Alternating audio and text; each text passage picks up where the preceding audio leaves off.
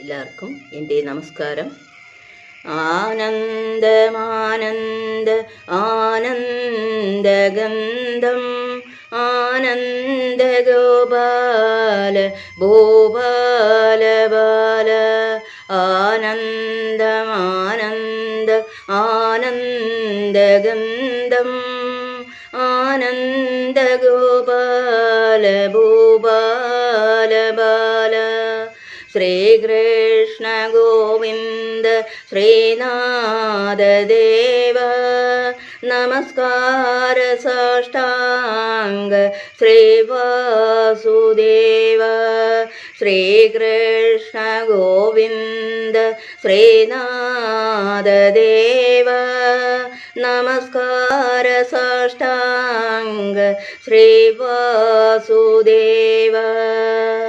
നേത്രം പവിത്രം കരുണാസമുദ്രം മോഹാദിശോകാദി നാശം വിനാശം നേത്രം പവിത്രം കരുണാസമുദ്രം മോഹാദിശോകാദി നാശം വിനാശം ശ്രീകൃഷ്ണ ഗോവിന്ദ ശ്രീനാഥദേവ നമസ്കാര സാഷ്ടാംഗ ശ്രീവാസുദേവ മദനാരവിന്ദം പ്രകാശം വിലാസം അമൃതപ്രതാപം അജ്ഞാനനാശം മദനാരവിന്ദം പ്രകാശം വിലാസം അമൃതപ്രതാപം അജ്ഞാനനാശം ശ്രീകൃഷ്ണ ഗോവിന്ദ ശ്രീനാഥദേവ നമസ്കാര സാഷ്ടാംഗ ശ്രീവാസുദേവ വേണും ജ മധുരം മധുരം ജഗാനം വേദാന്തസാരം ആത്മാനബോധം വേണും ജ മധുരം മധുരം ജഗാനം വേദാന്തസാരം ആത്മാനബോധം ശ്രീകൃഷ്ണ ഗോവിന്ദ ശ്രീനാഥദേവ നമസ്കാര സാഷ്ടാംഗ ശ്രീവാസുദേവ പ്രേമാർത്ഥബന്ധം തവ പാദപത്മം പ്രേമാലയം ബ്രഹ്മകമലാലയം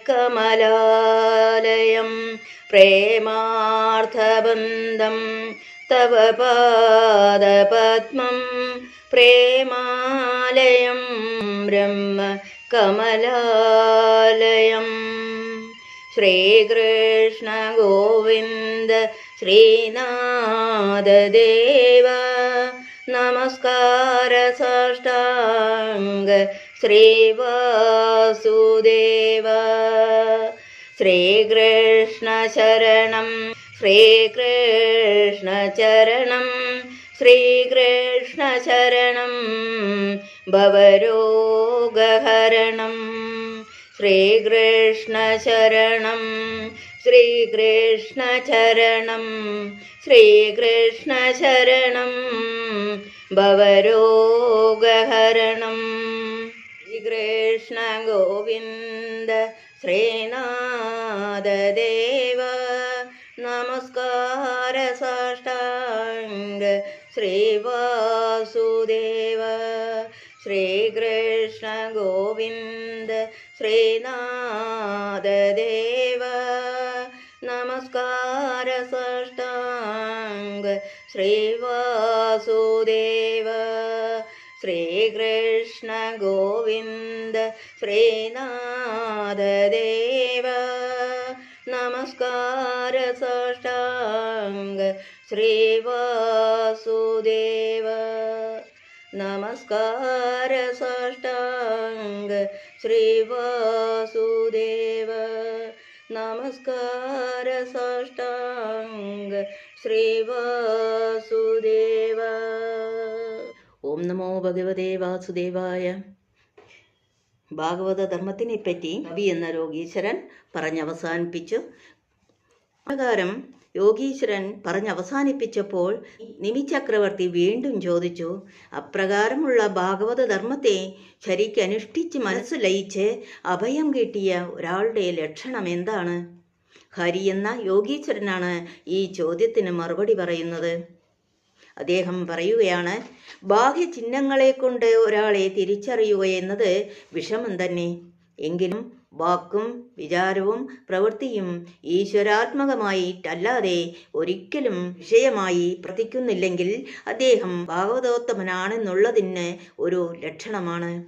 ഈശ്വരൻ്റെ നിത്യസാന്നിധ്യം കൊണ്ട് ചിത്തത്തിൽ ഒരിക്കലും കർമ്മവാസനയുടെയോ ആഗ്രഹത്തിൻ്റെയോ ബീജം അങ്കുരിക്കുന്നില്ലെങ്കിൽ അതും ഒരു ലക്ഷണമാണ്. ധനം തുടങ്ങിയ വസ്തുക്കളിൽ എൻ്റെ നിൻ്റെ എന്നുള്ള ഭേദബുദ്ധി ഇല്ലെങ്കിൽ അത് അദ്ദേഹം ഭാഗവതോത്തമനാണെന്നുള്ളതിനൊരു തെളിവാണ്.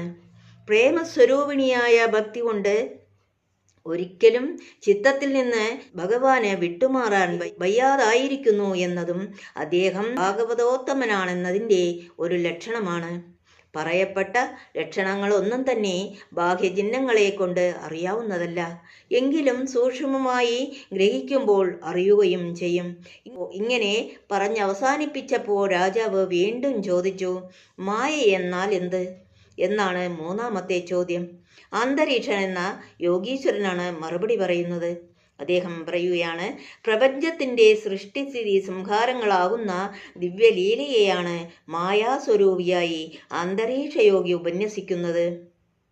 ആകാശമെന്ന പോലെ കേവലം വസ്തുശൂന്യമായി സത്താമാതൃസ്വരൂപനായ പരമപുരുഷങ്കിൽ നിന്ന് പ്രകൃതി, മഹത്വം, അഹംതത്വം, ത്രിഗുണങ്ങൾ, അന്ധകരണം, ഇന്ദ്രിയങ്ങൾ, ശബ്ദാദി വിഷയങ്ങൾ, പൃഥിവ്യാദിഭൂതങ്ങൾ, നാനാതരത്തിലുള്ള ജീവയോനികൾ, വാസനകൾ, കർമ്മങ്ങൾ, ബലാനുഭവങ്ങൾ, ഭൗതിക പദാർത്ഥങ്ങൾ എന്നിങ്ങനെ എത്രയോ കോടാനുകോടി പദാർത്ഥങ്ങൾ സ്ഥൂലങ്ങളായും സൂക്ഷ്മങ്ങളായും ഉണ്ടായി ചിദാകാശസ്വരൂപിയായ ആ പരമേശ്വരങ്കിൽ തന്നെ നിലനിന്നും വ്യാപരിച്ചും ആ ചിന്മയനിൽ തന്നെ ലയിച്ചും വീണ്ടും ഉണ്ടായും വീണ്ടും നശിച്ചും നടന്നുകൊണ്ടിരിക്കുന്ന അത്യത്ഭുത സ്വരൂപമായ ഈ വിചിത്ര വ്യാപാരവും ഇതിനെ നയിച്ചുകൊണ്ടിരിക്കുന്ന കാലശക്തിയും ആദിത്യ ചന്ദ്രാദിഗോളങ്ങളും എല്ലാം കൂടിച്ചേർന്ന അത്ഭുത സ്വരൂപം തന്നെ ഭഗവാന്റെ അനിർവചനീയമായ മായാശക്തി. ഒരാൾക്കും ഇതിനെ വേണ്ട പോലെ അറിയാനോ പറയാനോ സാധ്യമല്ല. അത്രമാത്രം വിചിത്രവും വിശാലവുമാണ്. ഉള്ളതാണെന്ന് വിചാരിക്കുമ്പോൾ ഉള്ളതായിരിക്കും, ഇല്ലാത്തതാണെന്ന് വിചാരിക്കുമ്പോൾ ഇല്ലാത്തതുമായിരിക്കും. ഉള്ളതെന്നോ ഇല്ലാത്തതെന്നോ രണ്ടും പറയാൻ വയ്യ. ഇങ്ങനെയുള്ള അജയ്യമായ അവിടത്തെ മായാ വൈഭവത്തിൽപ്പെട്ട് നട്ടം തിരിഞ്ഞും ജനിച്ചും മരിച്ചും സുഖിച്ചും ദുഃഖിച്ചും വ്യാമോഹിച്ചുകൊണ്ടും തന്നെ അറിയേണ്ടതിനെ അറിയാൻ സാധിക്കാതെ ആയിരക്കണക്കിനുള്ള ജനന മരണങ്ങൾ അനുഭവിച്ച് തപിച്ചു തന്നെ കഴിയുന്നു ഓരോ ജീവനും. ഭഗവാന്റെ ഇപ്രകാരമുള്ള മായാവിലാസം തന്നെ സംസാരം. ഇങ്ങനെ അന്തരീക്ഷയോഗിയുടെ മായാവിലാസ വർണ്ണനം കേട്ട് സംതൃപ്തനായ രാജാവ് ഉടനെ ഈ മായാബന്ധത്തിൽ നിന്ന് ഒരു ജീവന് രക്ഷപ്പെടാനുള്ള മാർഗമെന്താണെന്ന് കൂടെ പറഞ്ഞു തരണേ എന്ന് അപേക്ഷിച്ച് പ്രബുദ്ധൻ എന്ന യോഗീശ്വരനാണ് അതിന് മറുപടി പറയുന്നത്. ഓം നമോ ഭഗവതേ വാസുദേവായ. ഓം നമോ ഭഗവതേ വാസുദേവായ. ഓം നമോ ഭഗവതേ വാസുദേവായ. സർവം കൃഷ്ണാർപ്പണം.